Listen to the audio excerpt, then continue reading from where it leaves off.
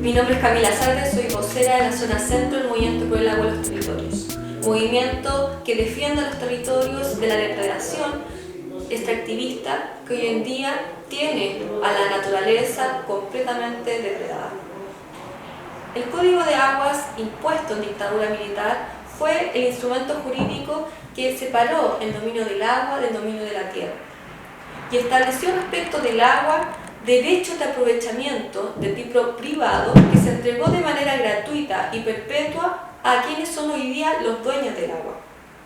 Además, en ese mismo periodo se creó una nueva constitución que lo que hizo fue, de la misma manera, establecer que estos derechos de aprovechamiento privado entregan a la más propiedad para sus dueños. De esta manera, estos nuevos dueños del agua, a quien el Estado otorgó estos derechos de manera gratuita, pudieron usufructuar con un bien común, pudieron especular y pudieron establecer sus negocios y sus economías privadas. A costa de eso y de un sobreotogamiento de estos derechos, porque el Estado quedó con un rol totalmente subsidiario, mediante el cual solamente tenía que entregar derechos sin ningún tipo de criterio, finalmente se sobreotorgan estos derechos al punto de que hay ríos como el río Copiapó, donde se ha entregado 4 veces más derechos de aprovechamiento que los que puede entregar naturalmente o los que puede recargar naturalmente su cuenca. Así es como nosotros hemos visto cómo un país que era rico en agua, hoy en día está totalmente depredado y tiene a más de 40.000 familias sin agua, tiene a animales que están muriendo y agonizando de sed y al mismo tiempo tiene a una enorme cantidad de territorios sin sus ríos y con las cuencas secas. Así es como más de 70 comunas en Chile en estos momentos han tenido que vivir con decretos de escasez hídrica para que recién el Estado haga algo. Nosotros lo que vemos aquí es un modelo viciado, un modelo mal hecho, un modelo establecido por la fuerza en un periodo de Chile donde no existía democracia. Es por eso que hemos peleado, demandado, luchado en las calles por lograr la desprivatización del agua y a su vez la derogación de un código de aguas impuesto en esa época.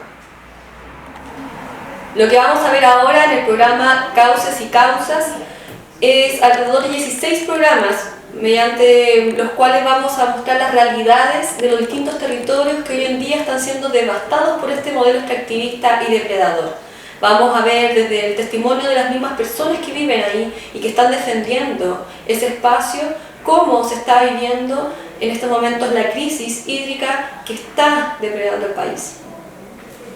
Para seguir conversando sobre estos temas, ahora vamos a hablar con Lucio Cuenca, quien es el director del Observatorio Latinoamericano de Conflictos Ambientales, OLCA, y nos va a contar en detalle qué es el Código de Aguas y cómo nos influye. El Código de Aguas es una ley orgánica constitucional que desde nuestra institucionalidad son las leyes que surgen inmediatamente después de la Constitución y por lo tanto articulan e implementan el mandato de la Constitución política del Estado de Chile. Y en ese sentido es una de las leyes de más alto rango y que en este caso establece cómo se va a gestionar el agua y cómo se va a administrar la forma de dominio y propiedad que queda establecida en la Constitución. Y en ese sentido, lo que la Constitución dice en uno de sus artículos es que los derechos de aprovechamiento de agua otorgados a privados se entregarán en propiedad. Por lo tanto, el Código de Aguas tiene un punto de partida en la Constitución política y establece el reconocimiento de los derechos de aprovechamiento de agua como propiedad privada, ¿no? Los derechos otorgados a privados se reconocen en propiedad y por lo tanto el Código de Aguas establece y articula ese mandato que le entrega la Constitución que impone una nueva manera de del dominio del agua y cómo esto se administra en nuestro país a partir del año 81. Lo que tiene una serie de implicancias. Lo más importante es que es la base sobre la cual se gesta todo el proceso de privatización, ¿no? Y lo que tiene como consecuencia una serie de otros efectos que hoy día se muestran a partir de la profunda crisis hídrica que estamos viviendo. Hay que recordar que el Código de Aguas del año 81 lo que hace es, por un lado, reconocer que el agua es un bien nacional de uso público, pero también, y a renglón seguido dentro del mismo código, establecer que el agua es un bien económico. Conjuntamente con eso, los derechos de aprovechamiento de agua se entregan a los particulares de manera gratuita y a perpetuidad, ¿no? Este código también separa la propiedad del agua del dominio de la tierra. Por lo tanto, todas estas definiciones que establece el Código de Agua lo que hacen es empujar la gestión del agua hacia el mercado, ¿no? Transformarla en una mercancía y establecer los mecanismos que permiten su mercantilización. Y eso es lo que hace el Código de Agua al establecer estos mecanismos, como separar el agua de la tierra, como establecer dos tipos de derechos distintos, derechos consuntivos y derechos no consuntivos, entregar en propiedad, entregar a perpetuidad estos derechos de aprovechamiento, y eso es lo que finalmente, desde la lógica del dogma neoliberal, entrega el agua al mercado, a la mercantilización, como si allí se resolvieran todos los problemas de gestión y de buena administración de los recursos hídricos, y al cabo de más de 30 años nos damos cuenta que esto es el fondo del problema, ¿no? La privatización y sus consecuencias, la mercantilización y sus consecuencias es el fondo del problema que estamos viviendo hoy día, porque eso ha generado procesos de concentración de la propiedad del agua en sectores económicos más poderosos, y ha desprotegido absolutamente a la población, a las comunidades indígenas, a la conservación de los ecosistemas y de la biodiversidad, y hoy día nos tienen en una situación de mucha vulnerabilidad, incluso dejando a poblaciones y a ciudades completas en situación de prácticamente no garantía del derecho humano al agua, porque no se establece ni en la Constitución ni en el Código de Aguas una priorización para que el destino, el uso del agua se garantice primero para el consumo humano, para los ecosistemas, para la producción de alimentos y luego para las actividades industriales. Y eso, al estar entregado al mercado, significa que las comunidades humanas y los ecosistemas quedan absolutamente desprotegidos. Una manera de mirar la problemática de cómo el sistema actual no garantiza prioridades, ¿no?, es lo que ocurre con zonas donde hoy día se han declarado o se han reconocido con profunda sequía, y aparece la distribución de los camiones aljibe, ¿no?, para llevar agua a las comunidades humanas para su consumo familiar, ¿no? Y eso ocurre porque en esas cuencas existe agua, pero esa agua no se prioriza para el consumo humano, sino que se prioriza para las actividades mineras, para la agroindustria, para las paltas, para los limones, para los parronales. Entonces ese es un ejemplo de cómo están trastocadas las prioridades en nuestro país, ¿no? Tener que gastar además muchos recursos en llevar agua por camiones aljibes es una muestra de que en Chile no se garantiza el derecho humano al agua, y que tiene que ver con que ni en la Constitución ni en el Código de Aguas está garantizada la prioridad para el uso del agua, ¿no? O sea, si esto estuviera garantizado, no existirían los camiones aljibes. O sea, sería suficiente que el Estado, a través de alguna atribución en la gestión del agua, dijera: ok, estamos en una situación de sequía y por lo tanto se paraliza tal faena minera, se reduce la cantidad de agua para el monocultivo de cierto tipo de actividad agroindustrial y eso se destina al consumo humano, ¿no? Y eso no está garantizado. Y ese es un ejemplo. La existencia de los camiones aljibes que hoy día están abasteciendo de agua desde Arica hasta Chiloé a casi 1 millón de personas que en el verano en Chile se quedan sin agua, es la muestra patente de que no está garantizado el derecho humano al agua, ni tampoco existen estas prioridades de uso. Yo creo que en el MAC identificamos como el problema de fondo, el problema estructural en la privatización y la mercantilización. O sea, no es solo un problema de gestión. Lo que permite la concentración de la propiedad del agua, la acaparación de agua en ciertos sectores de la economía, como la minería, como las forestales, la agroindustria, es porque se entregó la gestión al mercado y el Estado renunció a tener atribuciones respecto de garantizar ciertos derechos como el consumo humano. Y eso incluso se traslada no solo a la apropiarse o entregar en propiedad los derechos sobre la extracción directa de las fuentes de agua, sino que se llevó también al terreno de la privatización de las empresas sanitarias. La empresarización del abastecimiento del agua potable y del saneamiento en Chile se privatiza a fines de los años 90, comienzos de los años 2000, como una manera de hacer más eficiente teóricamente el abastecimiento de agua potable y del saneamiento de las aguas. Esto lo que ha hecho es profundizar los problemas de la privatización y de la mercantilización. Esto ha significado un deterioro en la calidad de los servicios, ha significado pagar las tarifas de agua potable más altas de Latinoamérica, ha significado que estas empresas tengan altas rentabilidades y que nos transfieran costos de la operación de los servicios sanitarios a las tarifas, a los consumidores, y se perdió esa lógica de el agua potable y el saneamiento como un servicio, como garantía de un derecho, ¿no? Y también se transfirió esto abiertamente al mercado.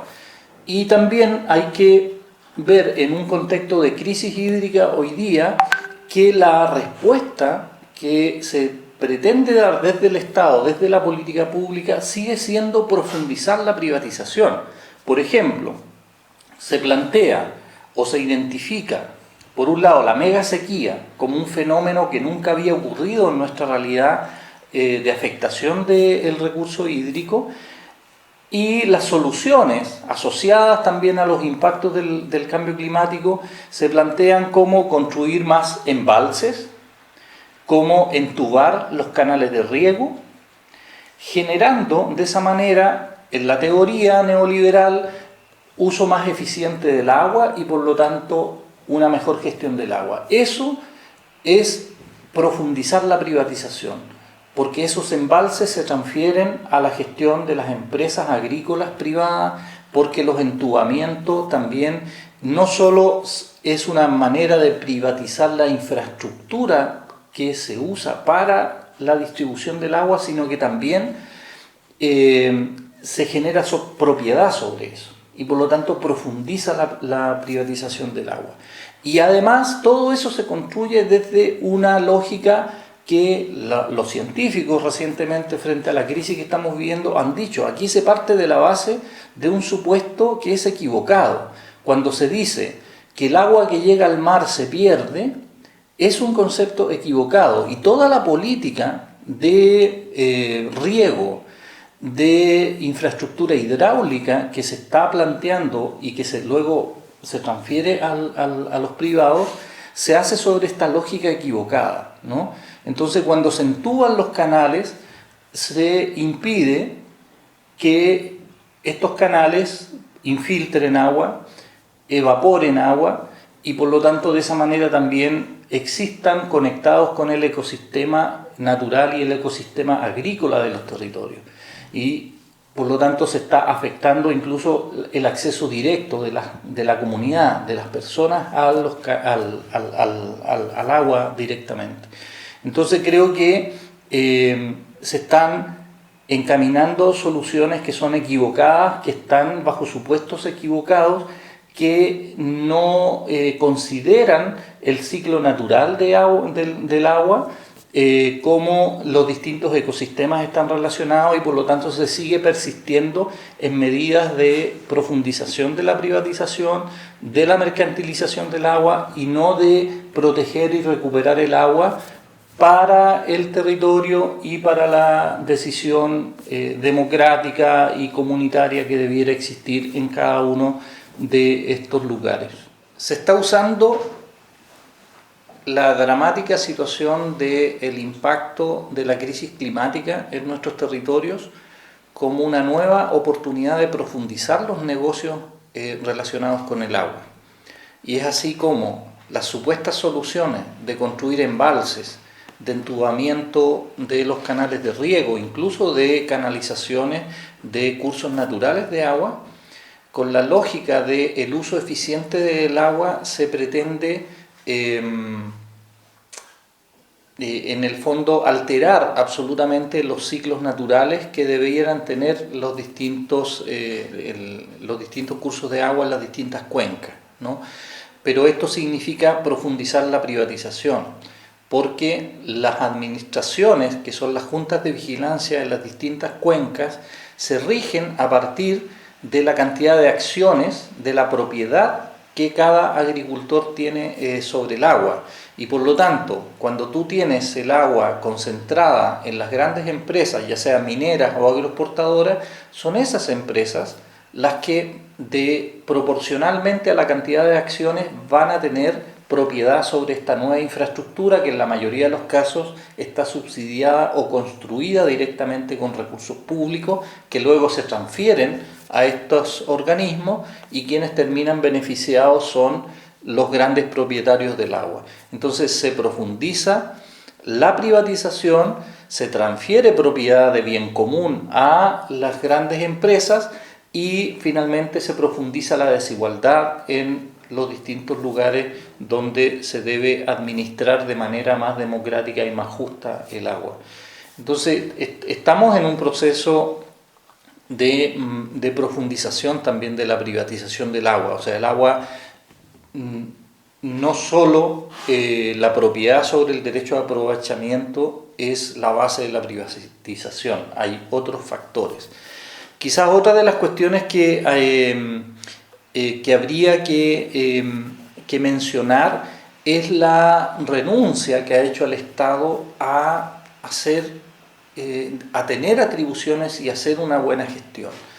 Por ejemplo, nuestra institucionalidad no garantiza la prioridad de uso, pero también se entregan los derechos a privados para determinados usos inicialmente, pero luego el agua cambia de dueño por reglas del mercado y puede pasar de ser un agua originalmente de uso agrícola a uso minero.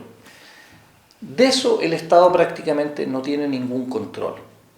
Si bien el Código de Aguas dice que tiene que haber un registro de los derechos de agua, esto prácticamente no existe. La misma Dirección General de Aguas dice que estaría un 17% de esos derechos registrados. Entonces el Estado no tiene ninguna capacidad, el Estado no sabe quiénes son los dueños y qué uso se le está dando al agua.